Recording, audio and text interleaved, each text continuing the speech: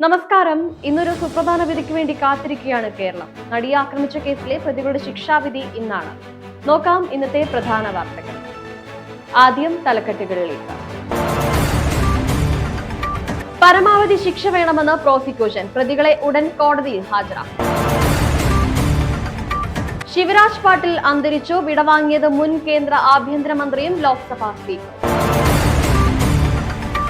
ശബരിമലയിൽ തിരക്ക് തുടരുന്നു. ഇന്നലെ വൈകിട്ടോടെ വലിയ തിരക്കാണ് അനുഭവപ്പെട്ടത്.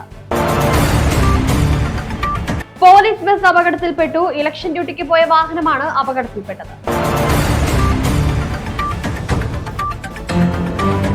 വാർത്തകൾ വിശദമായി. നടിയെ ആക്രമിച്ച കേസിൽ കുറ്റക്കാരായ 6 പ്രതികൾക്കുള്ള ശിക്ഷാവിധി ഇന്ന് എറണാകുളം പ്രിൻസിപ്പൽ സെഷൻസ് കോടതി ജഡ്ജി ഹണി എം വർഗീസ് പ്രഖ്യാപിക്കും. ദിലീപ് അടക്കം 4 പേരെ കോടതി വെറുതെ വിട്ടിരുന്നു. പൾസർ സുനി, മാർട്ടിൻ ആന്റണി, മണികണ്ഠൻ, വിജീഷ്, വടിവാൾ സലീം, പ്രദീപ് എന്നിവർക്കാണ് ശിക്ഷ വിധിക്കുന്നത്.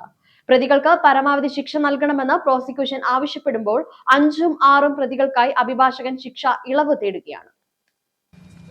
എനിക്ക് 5ഉം 6ഉം പ്രതിയെ സംബന്ധിച്ച് ഞങ്ങൾക്ക് ഈ കോടതിയോടും ജുഡീഷ്യൽ സിസ്റ്റത്തിനോടും ബഹുമാനമേ ഉള്ളൂ.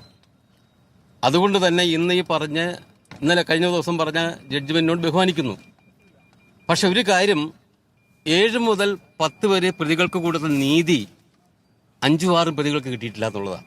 നടിയെ ആക്രമിച്ച കേസ് ഇന്ന് 11 മണിക്ക് പ്രിൻസിപ്പൽ സെഷൻസ് കോടതി പരിഗണിക്കും. പ്രതിഭാഗം പരമാവധി ശിക്ഷ കുറയ്ക്കുന്നതിനായി ആവശ്യപ്പെടും. എന്നാൽ പ്രോസിക്യൂഷൻ വ്യക്തമാക്കിയിട്ടുള്ളത് പരമാവധി ശിക്ഷ പ്രതികൾക്ക് നടപ്പിലാക്കുക എന്നതാണ്. കൂട്ടബലാത്സംഗവും ഒപ്പം ഗൂഢാലോചന ശ്രമവും മുൻനിർത്തി ഏറ്റവും വലിയ ശിക്ഷകൾ ചുരുക്കിയത് 20 വർഷത്തെ തടവെങ്കിലും ലഭിക്കുന്നതിനാവശ്യമായ കാര്യങ്ങളിലേക്ക് കടക്കും എന്നാണ് അറിയാൻ കഴിയുന്നത്. ഇതിനോടകം എല്ലാവരും കാത്തിരിക്കുന്നത് ഈ വിധിന്യായം എപ്പോൾ പുറത്തു വരും എന്നുള്ളതാണ്. 11 മണിക്ക് നടക്കാൻ പോകുന്നത് ശിക്ഷയിന്മേലുള്ള വാദമാണ്. അതിനുശേഷമായിരിക്കും എന്താണ് ഇവർക്കുള്ള ശിക്ഷാവിധി എന്ന കാര്യത്തിൽ തീരുമാനമാവുകയുള്ളൂ. എന്തായാലും ഉച്ചയോടുകൂടി ശിക്ഷാവിധി ഉണ്ടാകും എന്നാണ് നിലവിൽ മനസ്സിലാക്കാൻ കഴിയുന്നത്. മുൻ കേന്ദ്ര ആഭ്യന്തരമന്ത്രിയും മുതിർന്ന കോൺഗ്രസ് നേതാവുമായ ശിവരാജ് പാട്ടീൽ അന്തരിച്ചു. 91 വയസ്സായിരുന്ന അദ്ദേഹത്തിന് മഹാരാഷ്ട്രയിലെ ലാത്തൂരിലെ വസതിയിൽ വെച്ചായിരുന്നു അന്ത്യം. 2004 മുതൽ 2008 വരെ കേന്ദ്ര ആഭ്യന്തരമന്ത്രിയായിരുന്ന പാട്ടീൽ മുംബൈ ഭീകരാക്രമണത്തിന്റെ ഉത്തരവാദിത്വം സ്വയം ഏറ്റെടുത്താണ് ആ സ്ഥാനത്ത് നിന്ന് രാജിവെച്ചത്. മുൻ കേന്ദ്ര ആഭ്യന്തരമന്ത്രിയും മുതിർന്ന കോൺഗ്രസ് നേതാവുമായ ശിവരാജ് പാട്ടീൽ അന്തരിച്ചു. 91 വയസ്സായിരുന്നു അദ്ദേഹത്തിന്. മഹാരാഷ്ട്രയിലെ ലാത്തൂരിലെ വസതിയിൽ വെച്ചായിരുന്നു അന്ത്യം സംഭവിച്ചത്. 2004 മുതൽ 2008 വരെ കേന്ദ്ര ആഭ്യന്തര മന്ത്രിയായിരുന്ന പാട്ടീൽ മുംബൈ ഭീകരാക്രമണത്തിന്റെ ഉത്തരവാദിത്തം സ്വയം ഏറ്റെടുത്തതാണ് ആ സ്ഥാനത്തു നിന്ന് രാജിവെച്ചത്.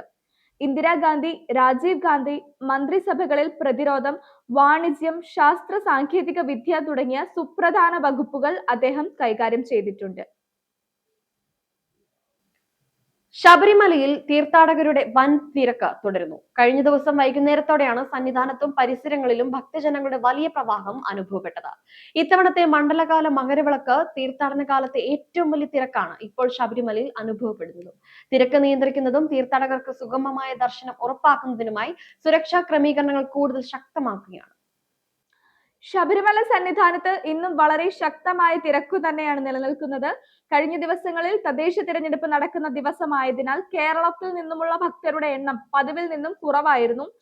എന്നാൽ അതിൽ ഇന്നൊരു മാറ്റം വന്നിട്ടുണ്ട്. മറ്റൊരു കാര്യം, ഇന്ന് കേരള പോലീസ് ചീഫായ റവാഡ ചന്ദ്രശേഖരൻ സന്നിധാനത്തെത്തും. അതിനാൽ തന്നെ പമ്പയിൽ നിന്നും ജനങ്ങളെ നിയന്ത്രിച്ചായിരിക്കും ഇപ്പോൾ സന്നിധാനത്തേക്ക് കയറ്റിവിടുന്നത്. ഈ മാസം 27-നാണ് മണ്ഡല പൂജ നടക്കുക. അന്നേക്കുള്ള ഭക്തരുടെ ബുക്കിംഗ് ഇന്നു മുതൽ ആരംഭിച്ചിട്ടുണ്ട് എന്നതാണ് സന്നിധാനത്ത് നിന്നും ഇപ്പോൾ ലഭിക്കുന്ന ഏറ്റവും പ്രധാന വിവരം. ചെങ്ങന്നൂരിൽ പോലീസ് ബസ് അപകടത്തിൽപ്പെട്ടു. ഇലക്ഷൻ ഡ്യൂട്ടിക്ക് പോയ വാഹനമാണ് അപകടത്തിൽപ്പെട്ടത്. വാഹനത്തിലുണ്ടായിരുന്നത് 30 പേർ. ആരുടെയും നില ഗുരുതരമല്ല. ചെങ്ങന്നൂരിൽ വെച്ചാണ് പോലീസ് ബസ് അപകടത്തിൽപ്പെട്ടത്. തൃശൂരിൽ നിന്നും വരുന്ന വഴിയാണ് ഇത്തരത്തിൽ അപകടമുണ്ടായത്. വാഹനത്തിൽ 30 പേരാണ് ഉണ്ടായിരുന്നത്. ഇവർ ഇലക്ഷൻ ഡ്യൂട്ടിക്ക് പോയതാണെന്നാണ് അറിയാൻ കഴിയുന്നത്. ഇതിൽ ഏറ്റവും സമാധാനപരമാകുന്നത് നിലവിൽ ആർക്കും ഗുരുതരമായ പരിക്കുകൾ ഒന്നും ഇല്ല എന്നുള്ളതാണ്. നാട്ടുകാരും പോലീസും ചേർന്നാണ് ഇവരെ ആശുപത്രിയിൽ എത്തിച്ചത്. ഏകദേശം ഈ പ്രദേശം ചതുപ്പ് നിറഞ്ഞ ഒരു സ്ഥലമാണ്. അവിടെയാണ് വാഹനം താഴ്ന്നു പോയത്. എന്തായാലും ആർക്കും വലിയ പരിക്കുകൾ ഇല്ല എന്നുള്ളതാണ് ഇതിൽ ആശ്വാസകരമാകുന്നത്. കുറ്റവാളികളുടെ ശിക്ഷകൾ നൽകിക്കൊണ്ടുള്ള കോടതി വിധിയും മറ്റു ചില നിർണായക വാർത്തകളും വരും മണിക്കൂറുകളിൽ അറിയാൻ സാധിക്കും. സുപ്രധാന വാർത്തകളുമായി വീണ്ടും കാണാം.